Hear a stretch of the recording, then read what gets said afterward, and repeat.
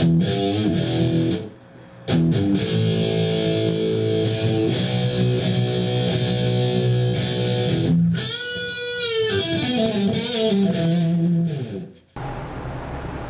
we worked on the Super B for a couple of days.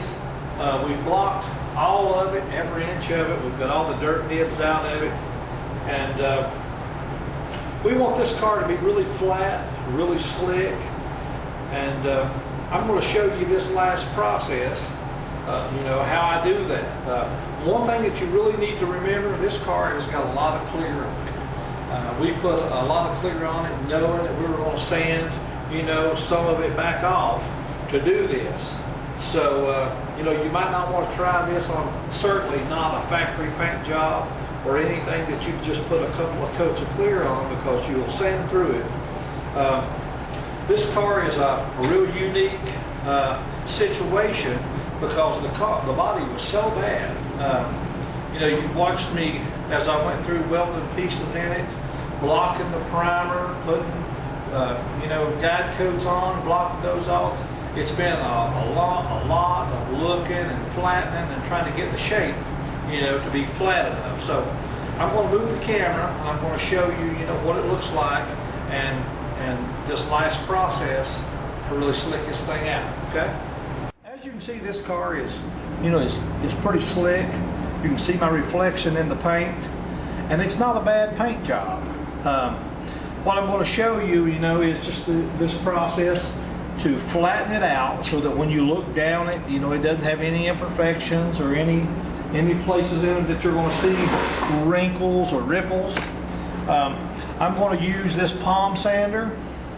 It's got a hook it pad on it with 1500 grit paper on it. Okay, and we're just going to hit this a lick so I can show you what the surface looks like.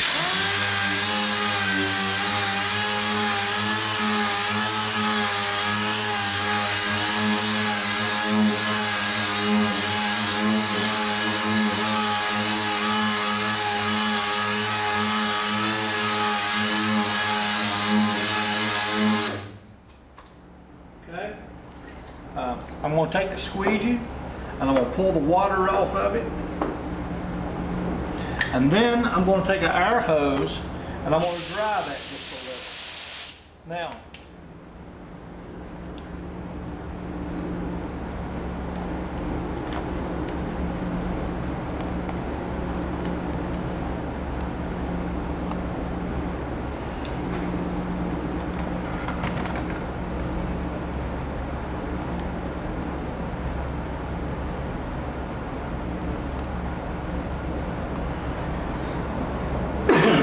you can see, and I might even move the camera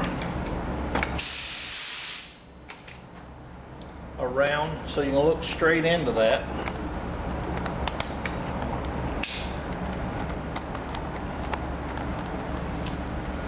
You can see the places where that sandpaper sanded this part, and you see the places that it missed. That's the low places in this car. Even though it looks that shiny, when you look down it, from the end of the car looking back at it, this causes you to see those ripples in it because the surface is not flat. So what we're going to do, we're going to do this entire door and make all the places that we need to sand visible so we can see how flat it is. When we get finished, it should look like this all over, completely sanded, no dark places. It's hard to believe that is that uneven, but it is. Even as shiny as the door looks, and it's just not flat.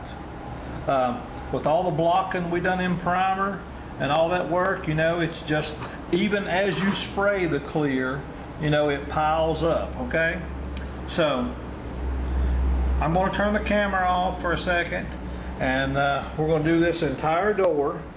You can see the place I just done. You can see a few places that I've done just minutes ago. And we're going to sand this entire door until it looks just like that. Okay, and I'll show you the next step. Every one of those shiny places, that you don't get out, when you look down it will look like a dent or a ripple in it. So you really have to get those out.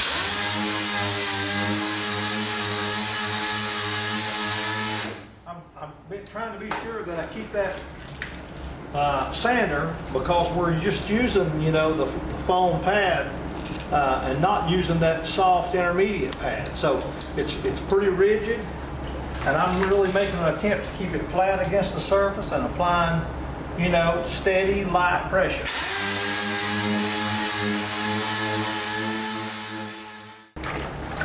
Okay, once we get that sanded, the surface is even, there's no more shiny places in it. Because I've sanded it, more in some areas than others, I want to flatten, those marks out that I have put in it with that sander. So I'll take a DuraBlock and a piece of 2000 paper. I keep it really wet, and I want to go back now and just smooth that out, okay?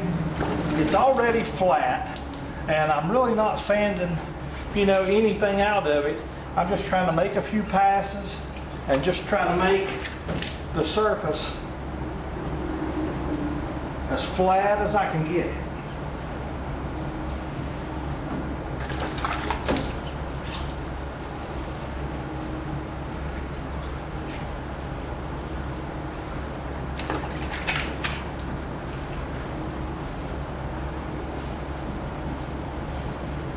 Before we start cleaning this up to buff it, I take a palm sander. It's got a hook it pad on it. I'll show you. It's got this foam intermediate pad on it, and then a piece of 3000 paper. The same process. I keep it really wet. I dip it right in the water, and we're just going to sand the entire surface quickly with this 3000.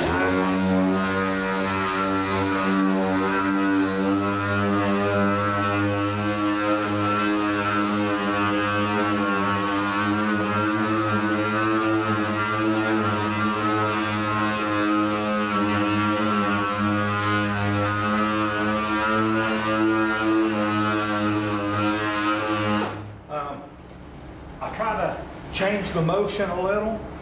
This foam pad conforms to the surface a little better. Since we sanded all the places out in this motion, I tried to change that.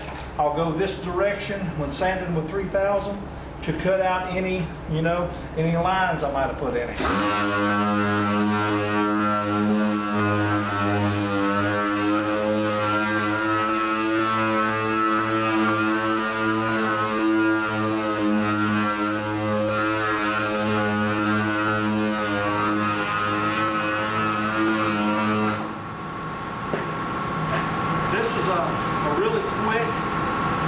Process, because it's already flat. We're just cutting the 2000 marks off with 3000. It's actually polishing the door, and it's starting to get a semi-gloss to it.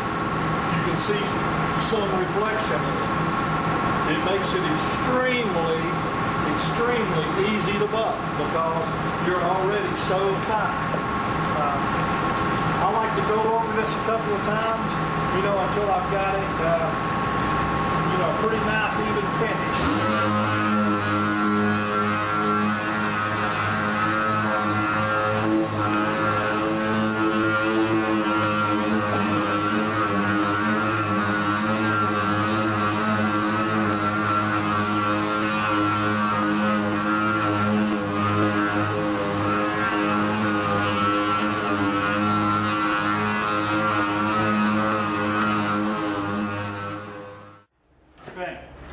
Just like with the other sanding, we really want to stay off the corners, even with this 3000. If we've got a place, that don't look just right on one of the corners, I'll go back with a piece of 2000 and I'll hand sand that place if it was something I needed to correct.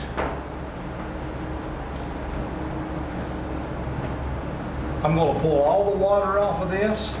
I want it a little drier than it's been, the other couple times, because I'm finished sanding and preparing to buff it, okay? So we're going to get all the water off of it.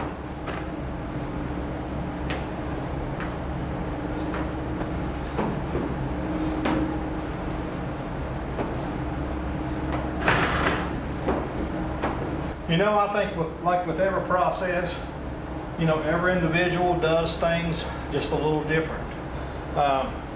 And it's what you get comfortable with. When I buff, I use just the end of the buffer pad. I've got it rocked up. A couple of reasons. Well, one is it's a lot of surface. If I was trying to hold this flat, it puts some terrible swirl marks in it. And the other thing is I can control this end. I'm trying to watch, a couple of things as I make the pass. It's about a 4-inch pass with that pad, across it. And when I buff like this upper corner, I want this pad to be going across it this way, so that it's moving and the pressure that I'm applying is there, as opposed to there, and the buffer would be cutting into that corner and tear the paint off of it. So as the buffer goes, it's going to cross it and away from it. It saves that corner. The same thing for the edge of the door. When I move over to the edge of the door, I'm using the tip of the buffer so that it's going to cross it and away from it. I've got this door block slightly open so that this edge is away from the quarter panel, so that I'm not tearing that corner up or buffing into it. So, okay, there you have it. It makes it really flat, really slick. It takes about a half an hour to do this door. It takes about a half an hour to do a fender. It takes about an hour to do the hood. So you can see it's probably several more hours work to do this, but it makes a really nice paint job. If I had sanded this door by hand, entirely by hand, it would have been easy to have worked on this half a day or more, trying to sand it flat and get those places out of it. The most important part of it is to remember, I think, you can't do this to something that doesn't have some extra clear on it. This car has got 4 coats of clear put on it. They give us a lot of room to sand it without sanding through it. I'm still careful, even with that, to watch all the edges and just hope I don't cut a hole in it.